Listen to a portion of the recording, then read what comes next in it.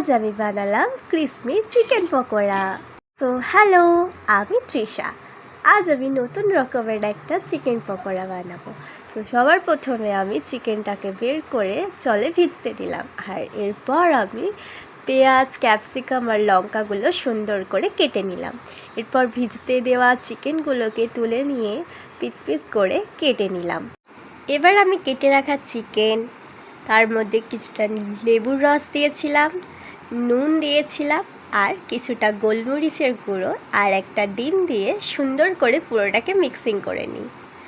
আর mixing হয়ে গেলে কিছুক্ষণ ঢেকে রেখেছিলাম। তারপর সেই ফাঁকে করে নিয়েছিলাম আদা, রসুন আর লঙ্কা বাটা। তারপর আমি সব কেটে রাখা সবজিগুলোকে মিক্স করে তার মধ্যে বেসন আর কর্নফ্লাওয়ার দিয়ে দিয়েছিলাম। আর এরপর আমি গ্যাসটাকে লো ফ্লেমে রেখে পকোড়াগুলোকে ক্রিস্পি করে ভেজে নিলাম, আর তারপর সুন্দর করে প্লেটে সবাইকে সার্ভ করলাম। তো দ্যাটস ইট। তোমরা কিন্তু আমায় সাবস্ক্রাইব করতে পারো।